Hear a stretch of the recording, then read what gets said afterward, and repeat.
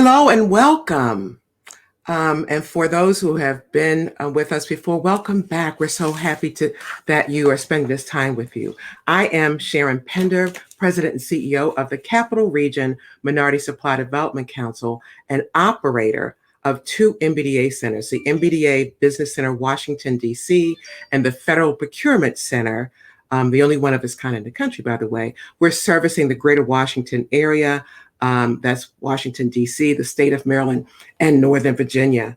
Welcome again to our HotChat podcast, Minority Business Connection, Season 1, Episode 4. And this episode, we have the one and only David Gardner, co-founder of the Motley Fool. Today, we'll learn more about his company and how they've helped millions of people obtain financial freedom by investing. We wanted to have this financial freedom investment conversation today because guess what? April is financial month.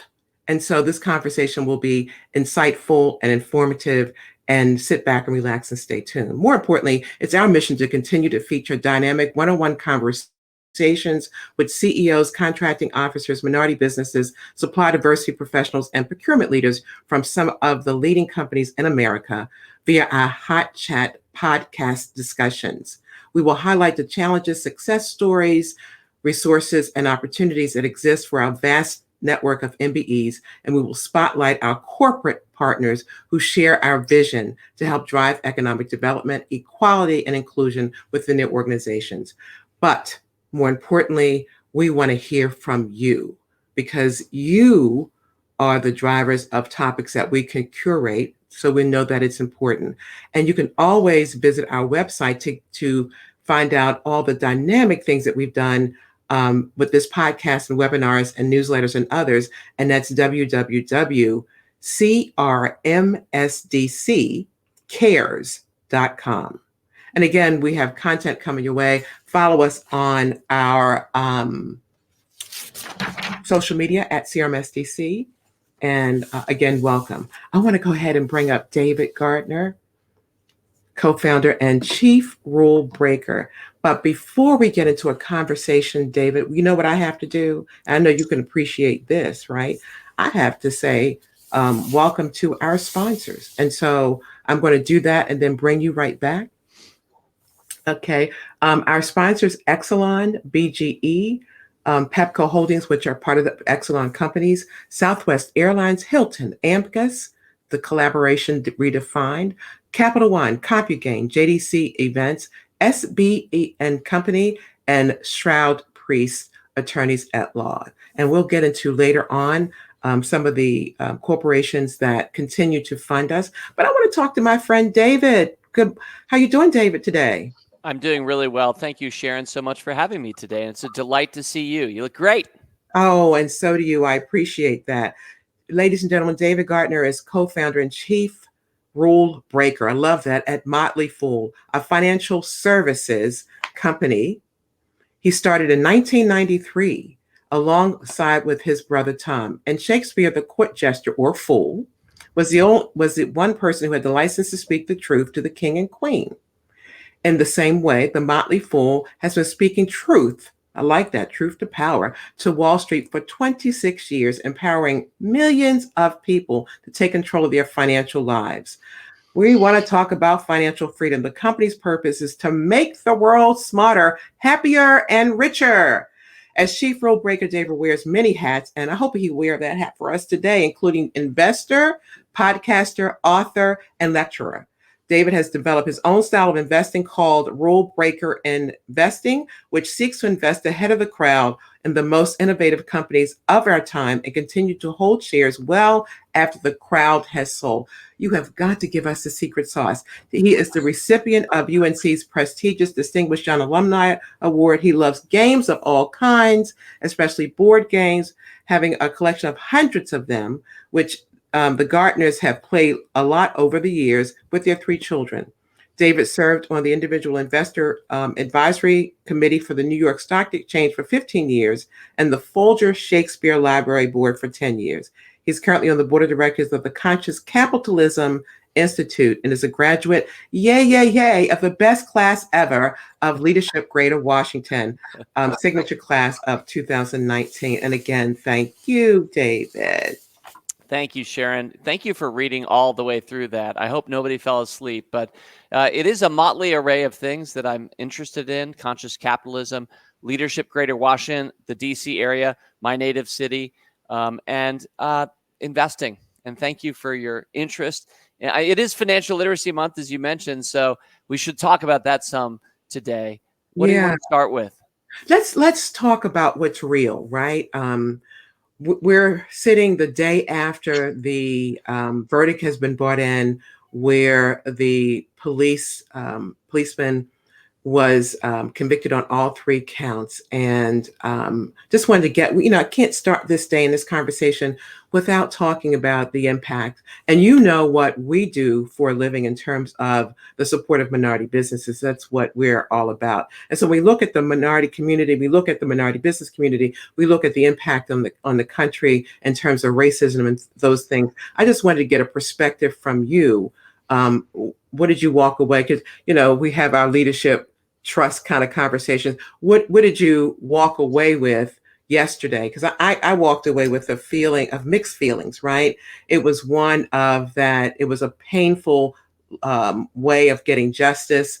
The sacrifice, not, I don't want to call it the sacrifice of somebody's life, but somebody had to die to get it. And then, but what did you feel about it? Well, I've always thought that one of our core values as a nation is justice. And I think that justice was served yesterday. And there was a lot of angst, a lot of anxiety. I even think from our president, he was a little worried about what the jury might do. And if the jury went the other way, what that might do to the country. So I think that there's a little bit of a calming effect a day later. I feel that a little bit. But most of all, we're reminded of the importance of justice. And, I think that clearly there have been systemic forms of injustice that are present today that have been around for a long, long time. I wouldn't just say in America, by the way. I think it's true of humanity worldwide, but we saw it front and center, especially over the last 18 months. And Yeah. in my case, I never recommend any companies that make guns. I don't like guns. And I wish that we were using non-lethal forms of law enforcement. That's another thought that I had. Doesn't really pertain to George Floyd. It's just a more general thought. But it does remind me that what we do as business people and how we invest our money shapes the future. And so what we're doing and what we're thinking really does matter. When you buy shares of a stock, you are helping that company. So make sure you're helping the right people and the right businesses. And of course, I'm a huge fan of business, and I'm just delighted to be joining in with this conversation with you, Sharon. Yeah. And the hard work that you're doing in the greater DC area and beyond to help and support minority businesses. And I appreciate you. And you made a very, very good point. Because I think about what happened in Georgia and then the impact of those companies that have said we're pulling out. But you're very right in terms of where you spend your money counts and what the culture and the values of those organizations and how that's reflective. So I love that, love that. And I also wanted to mention, because you and I had a conversation over the summer, because you wanted to take an in-depth look at your own organization and to make sure that it was intent on the values that and the culture as the person in charge as relates to diversity. And so, can you talk a little bit about that? Sure. Well, Sharon, thank you very much for your contribution.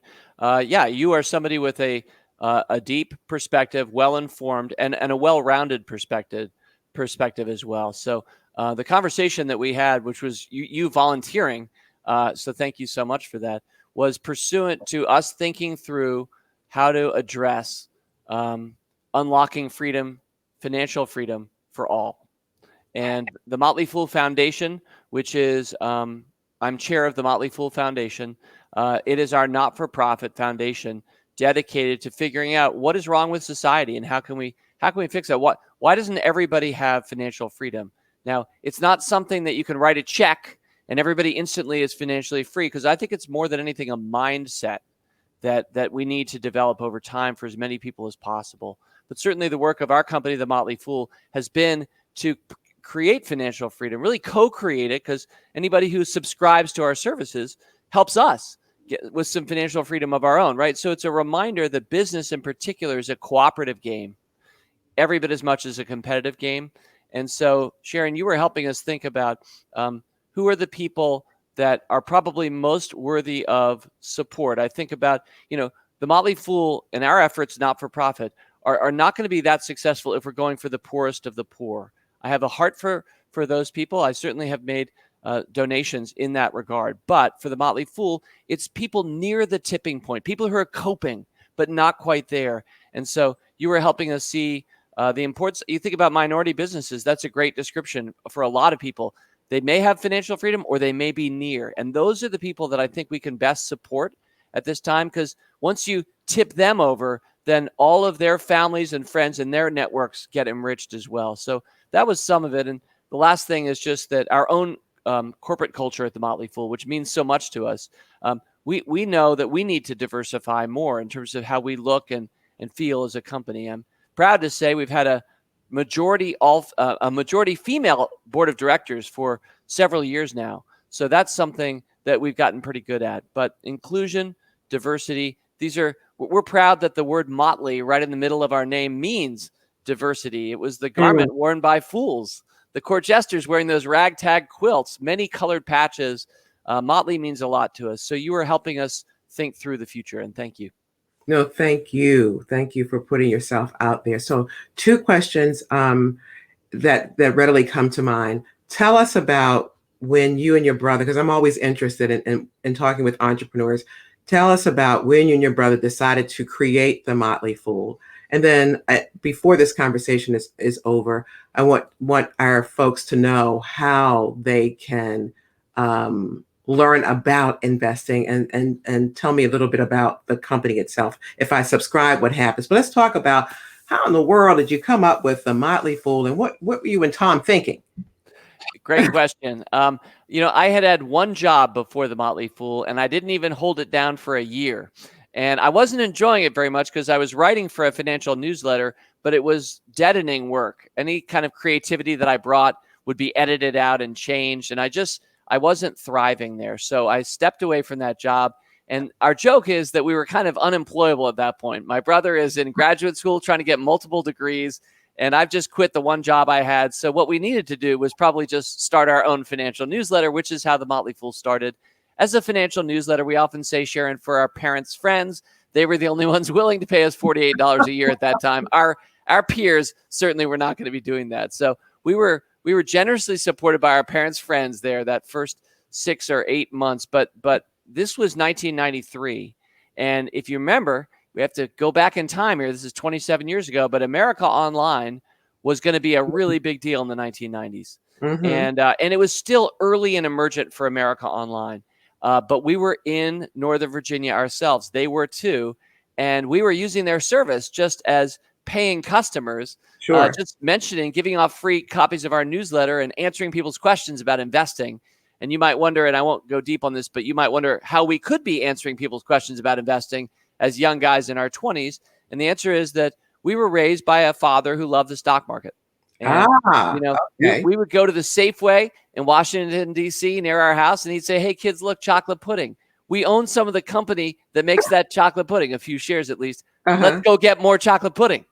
And so it was a great dad, right? He was reminding us, he was teaching us as little kids that we can be part owners of the products and services, the companies that make those, that enrich our lives. We can be part owners. What a great culture it is that we've all been born into, that would be true. That's not true in many other places around the world. And so from the earliest days, we felt very comfortable talking about the stock market. My brother Tom and I both majored in English, so we were more writers, but we were also stock market fans. And I started the stock market club when I was at university and this sort of thing. So it was kind of natural in a way for us, even though it sounds odd, to be answering older people's questions about money in our 20s on an AOL chat room forum.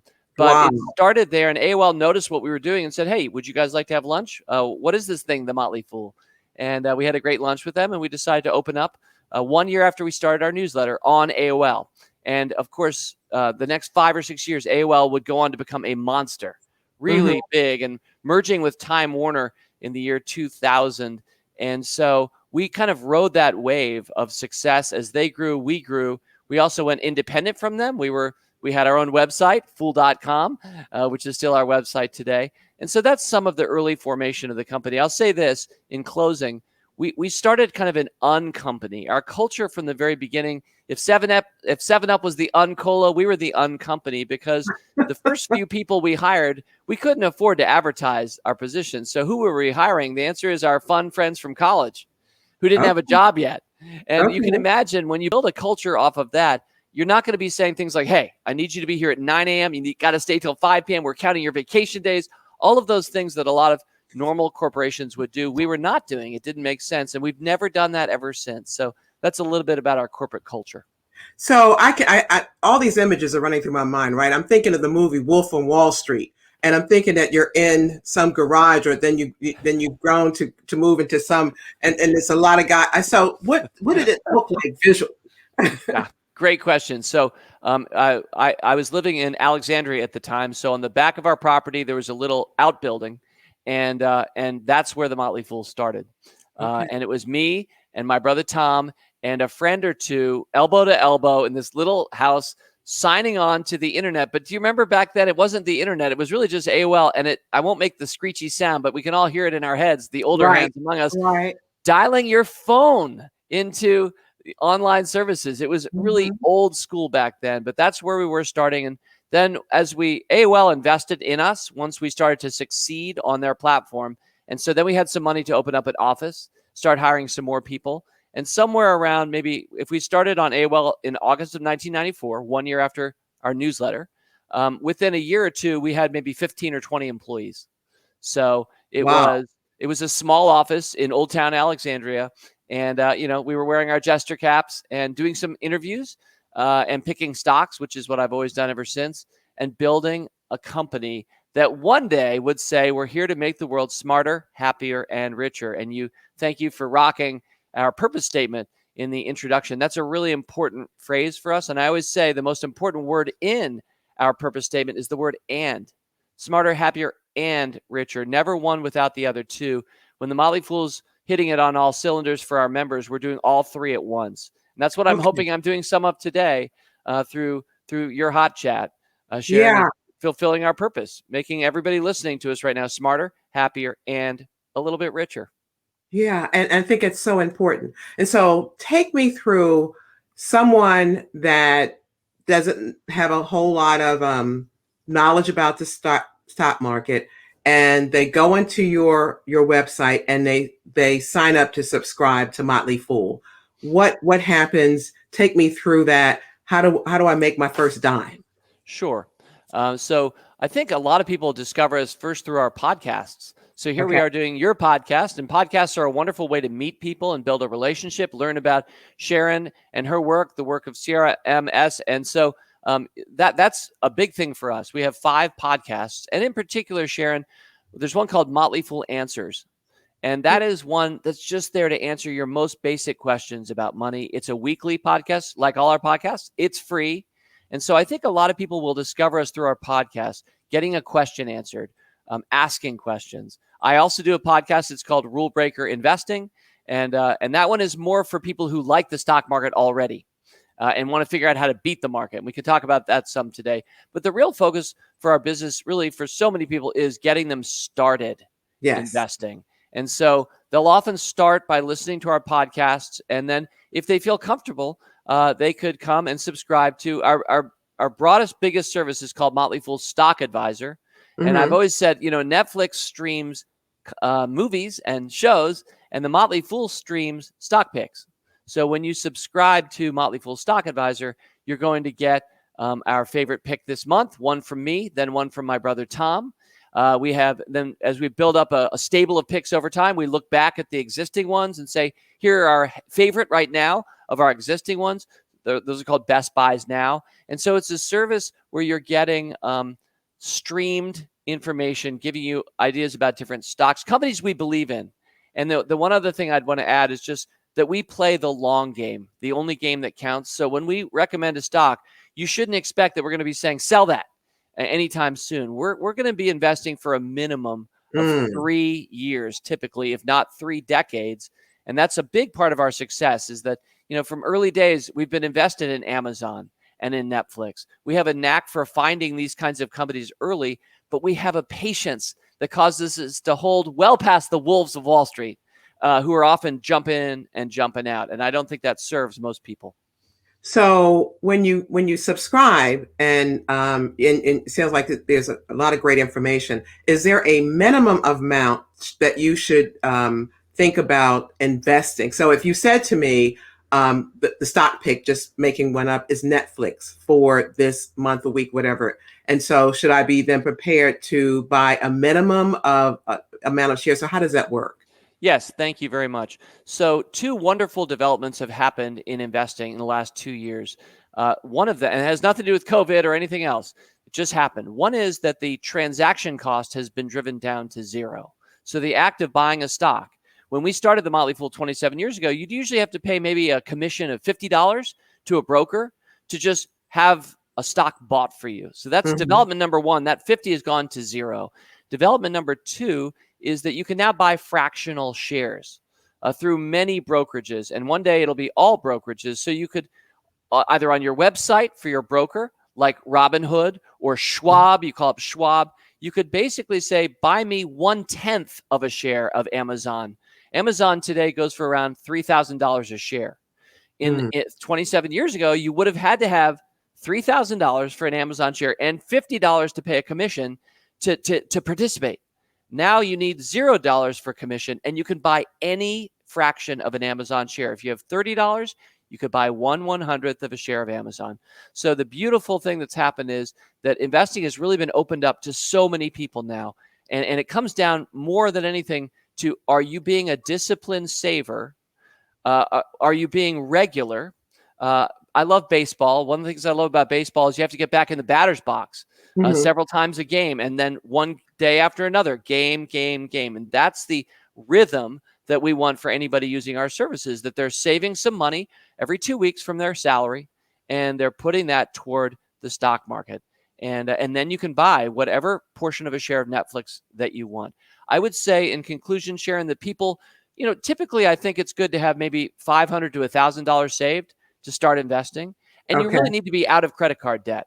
If you have $1,000 to put in investing, but you're paying more than that for annual fees to double-digit interest rates on your credit card, you should always clear all of that debt first.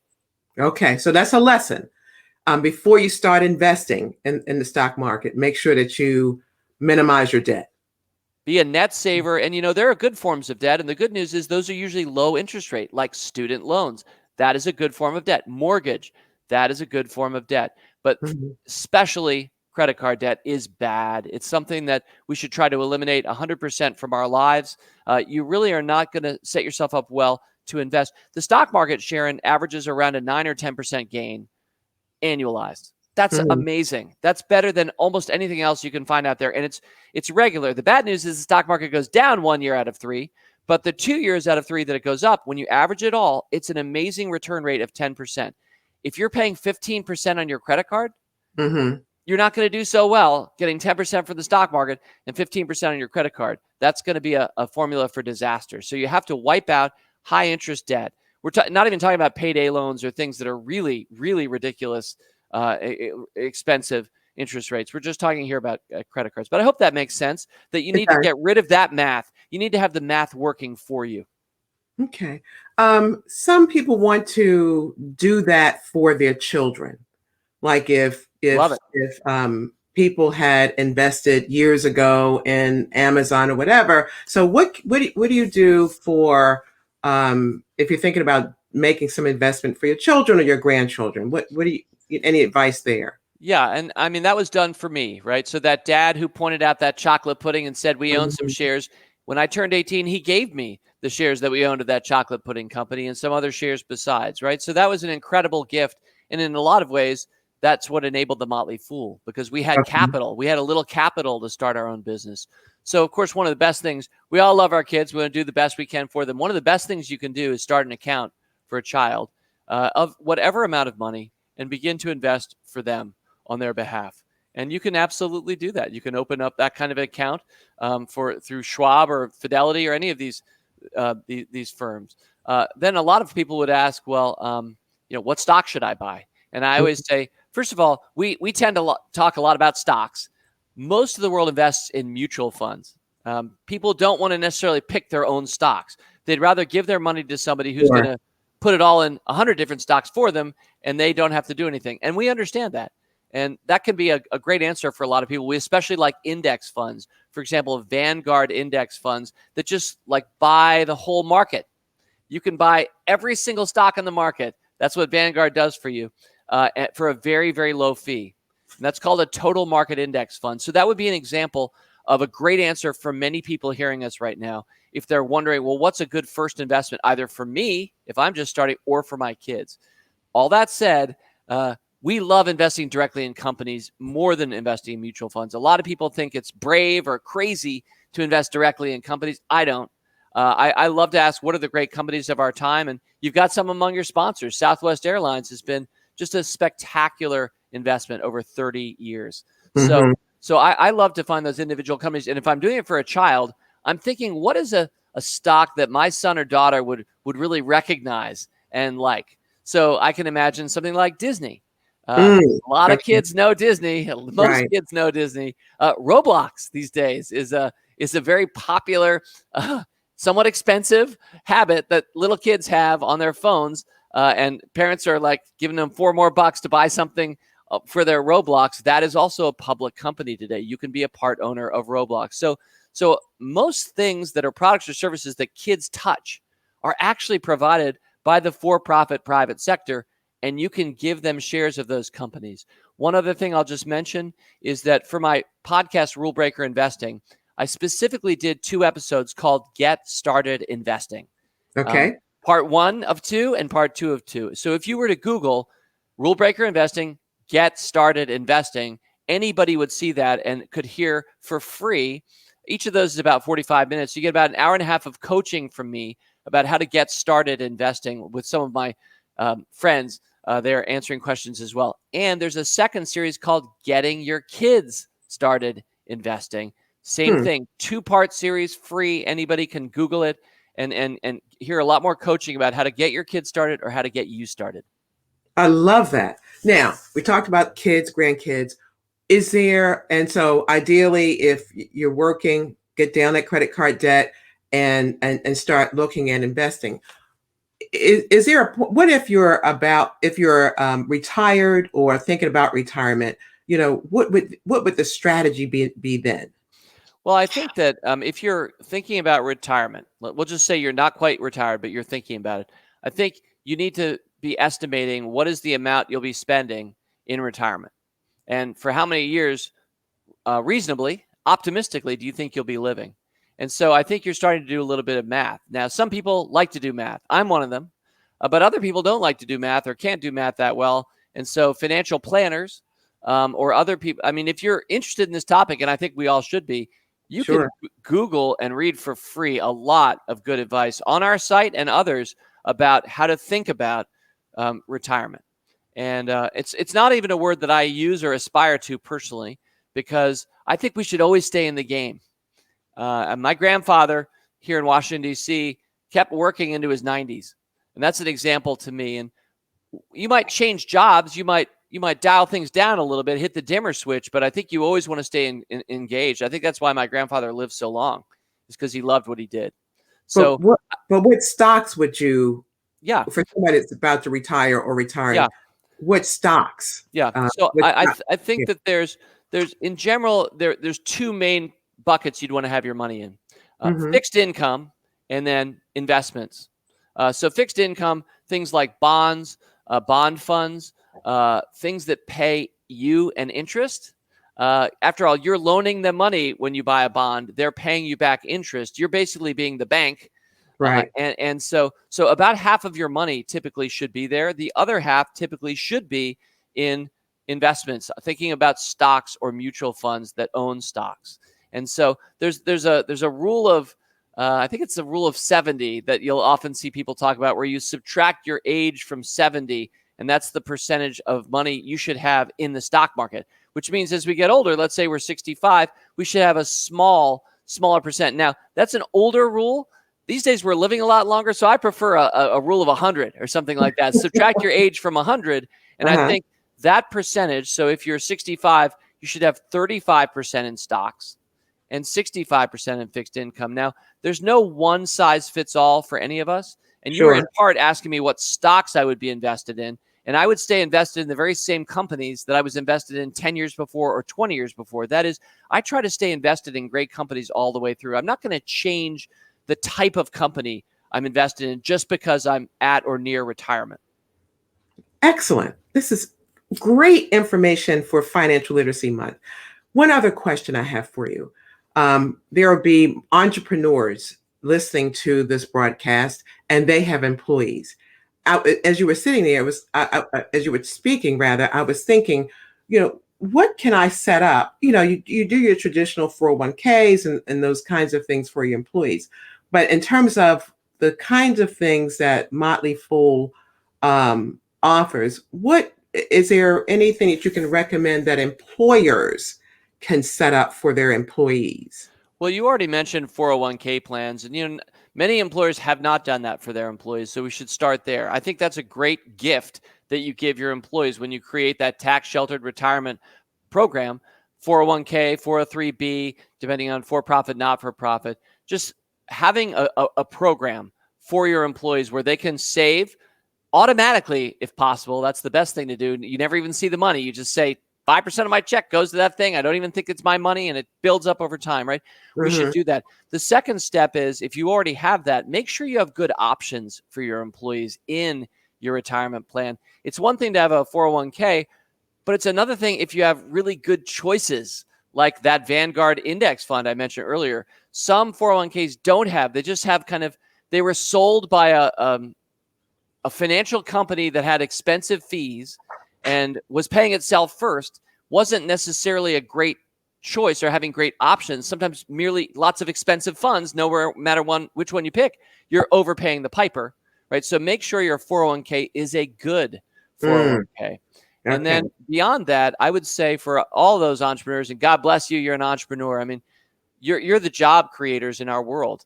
The private sector is much larger than the public sector. And so every day, so that somebody has a light bulb go on over their head and decides to take a risk and start a company, that makes us all stronger. And, a lot of companies fail. A lot of small businesses have to start multiple times to really find the success. And that's part of resilience. And that's something that entrepreneurs can understand.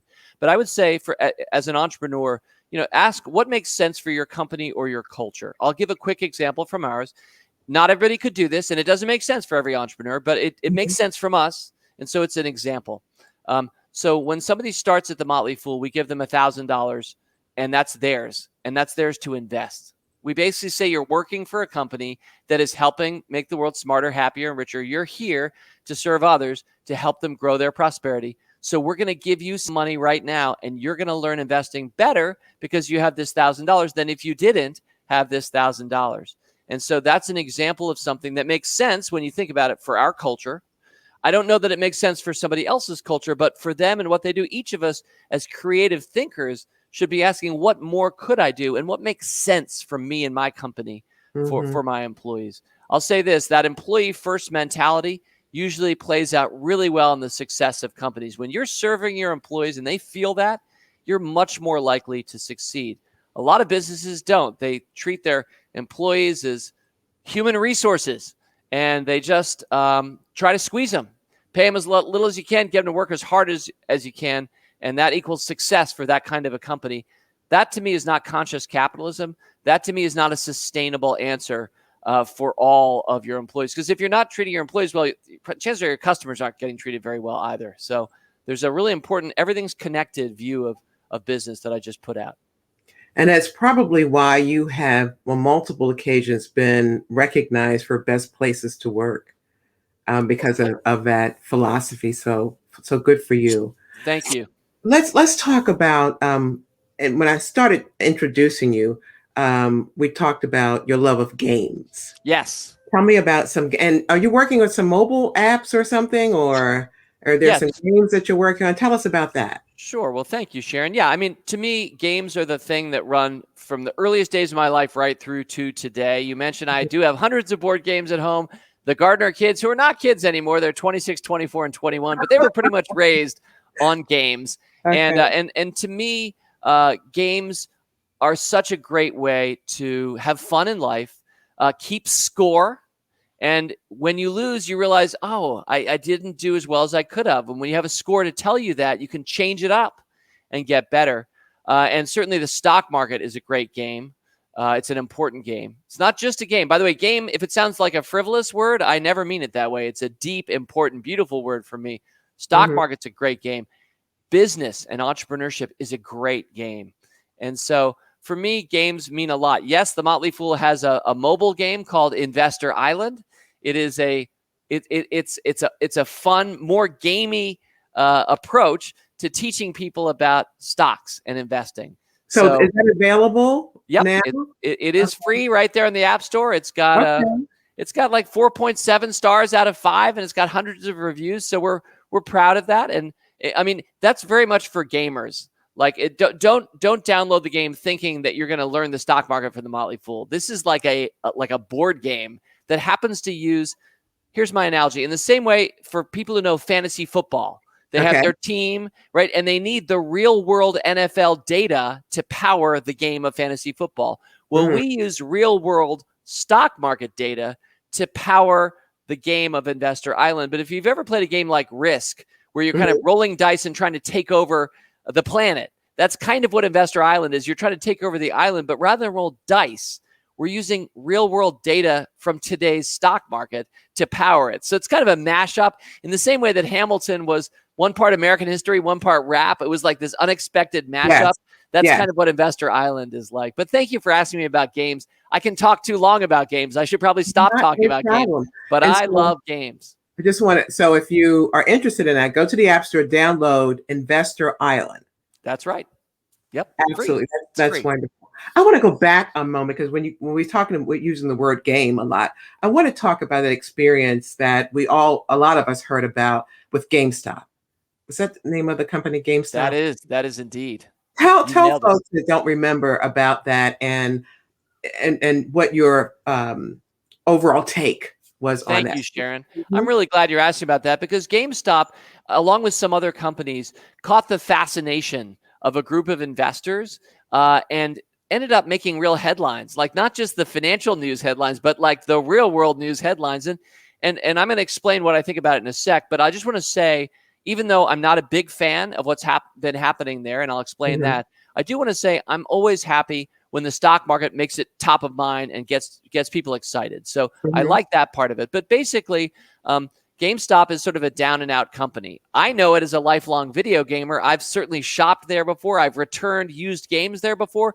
It's a business that at various points was really a wonderful business over the last 40 years. But with the world shifting away from the bricks and mortar retailers, and you don't need to have the DVD of the video game anymore. You can just download it directly through the internet to your PlayStation. So you don't need the hard goods anymore. GameStop had really declined into almost irrelevance until a bunch of investors, almost as a joke, decided to start buying the stock. And the problem emerged that, people can, without explaining in full, people can either bet for a stock or against a stock. And when you bet against a stock, it's called short selling. And you basically profit when the stock goes down. So a lot of the bigger institutions were short GameStop. That is, they were making money as it declined over time. But when a whole bunch of people started saying, let's buy GameStop, that started sending the stock up. And that created panic among the bigger institutions that had short positions, who lost a lot of money in an overnight period, just about over a week or two. And so that hit the fascination of the news stories. At its best, it sounds like a bunch of small investors beating the wolves of Wall Street. That's the best thing you could say about those people. At its worst, it's a bunch of people playing a game that's not sustainable, messing with the stock market in a way that, again, ultimately a lot of people are going to lose money, because as GameStop shot up, some people kept buying, but you could expect that GameStop would return back to its lows later on. And a lot of people lose money as it goes back to its lows later on. And it's kind of in the process of happening. So GameStop was up at over $300 a share. It went, get this, Sharon, it went from 5 to 50 to 100 to 200 to 300. That's like 60 times your money in a month. Wow. It's not sustainable. It wasn't a real world view of the value of GameStop. GameStop at that point was like worth more than Best Buy, which is actually a good company. And so clearly it was unsustainable. So GameStop has come down 300, 200, 100. So it's lost 2/3 of its value over the last couple of months, but it's still way above where it probably should be. So I hope that explanation, while I couldn't give it full That was a explanation, great. I That hope was a it's great clear. explanation. So, I mean, I like that people noticed GameStop and noticed investing. A lot of people heard about investing for the first time. But when my friends who don't invest in the stock market come and say, should I own GameStop? I want to make it really clear. I don't think you should own GameStop. And I wish the game would stop. But with that said, I'm glad that you noticed the stock market. A lot of you, I'm glad you noticed the stock market. And there's so many great companies you can invest in that you'll do well with for years, which is how I measure success, not days or months. Now, do you remember anything in recent memory that about, that was similar to what happened there? Yeah, that sort of thing really has happened for a long time. It's called pump and dump. And usually it starts with penny stocks. And actually the Wolves of Wall Street was about this, but it's about people who intentionally get other people excited about really small time rinky dink nothing companies. Because when it's worth so little, you only just a little bit of investment can make that thing go. So a stock that is at 37 cents a share can go to $1 and more than double if you get people hyped up about, the prospects. Now, usually it's just hype. There's no real prospect that exists. And what happens is those people who are getting others excited are selling the shares that they bought in the first place to those other people who are kind of being suckered, right? As they buy shares from the people that are pumping up. And then they're going to be dumping their shares in other people. That's why it's called pump and dump. So that has been existing about as long as the markets have existed. And it usually happens with penny stocks, which is why the Motley Fool ignores penny stocks. We don't want to participate in any of that. We want people to realize you're going to get hurt generally. Might seem exciting to double your money with a penny stock in 1 week. It's not a sustainable approach. And you're helping somebody else who doesn't have good goals for the world. You're helping them prosper. And so I don't like that at all. It's pump and dump, and I wish it didn't happen. This has been such an exciting conversation. I am so pumped. Thank you, Sharon. No pun intended. Before you go, do me a favor as we close out. Tell me about Spiffy Pops. I would love to. So Spiffy Pop is a term I invented, and it's a very simple concept. But before we invented the term, no one really thought about it, but now we do. And here's what it is. It's when you make more money in a single day on the stock that you bought than you paid for that stock when you first bought it. I'll give a quick example. Okay.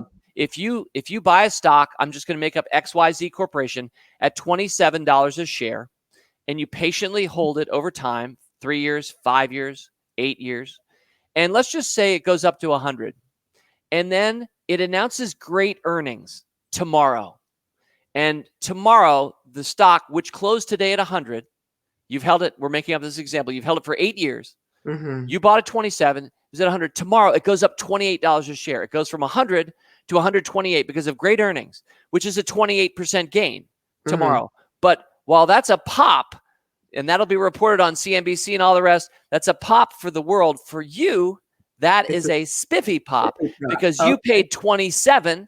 And tomorrow it went up $28 a share in a single day. So you made more money in a single day than you did for what you paid for that stock way back when.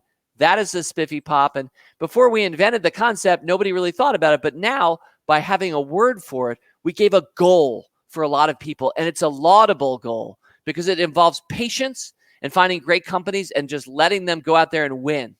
And so spiffy pops are something that we celebrate at the Motley Fool, and we create a lot of them for our members and our subscribers who follow our advice and don't jump in and jump out and don't buy penny stock pump and dump schemes. They buy great companies and they hold them 10 plus years, like Southwest Airlines, great example. That's the real way to riches in the stock market, and that's the spiffy pop.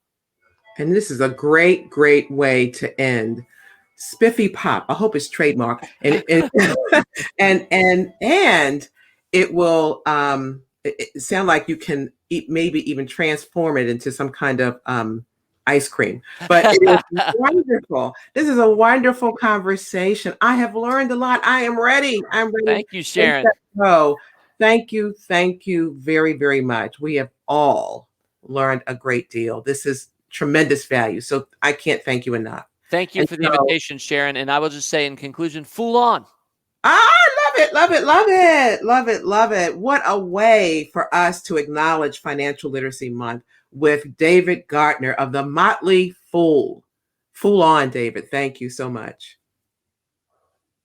Ladies and gentlemen, wasn't that great? I just love that discussion.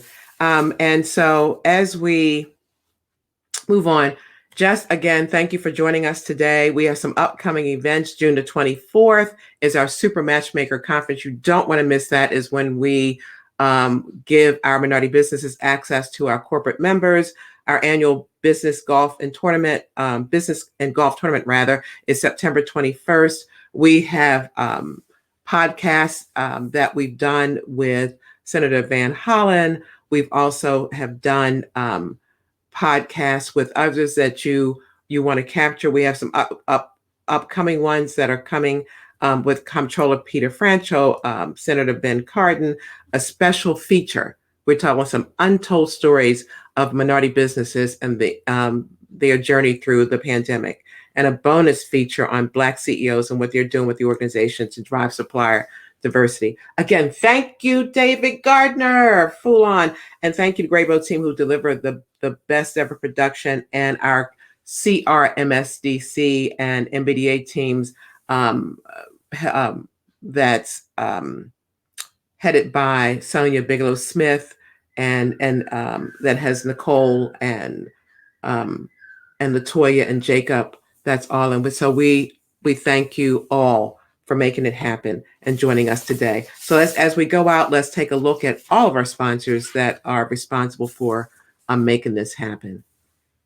And for the podcast, I will certainly read AARP, AT&T, BAE Systems, Bank of America, BWI, Thurgood Marshall Airport, Dominion Energy, the Ellison Group, Fannie Mae, Freddie Mac, the Financial and Realty Services, Inc., Horseshoe Casino, Ideal, Leidos, Lockheed Martin, M&T Bank, Marriott, McCormick, Metropolitan Washington Airport Authority, National Bid Network, Northrop Grumman, Peapod, Sodexo, Truist, United States Postal Service, Washington Gas, Metro, WSSC Water, Wells Fargo, and Zillion Technologies. See you next time, ladies and gentlemen. Thank you for having us today. Bye-bye.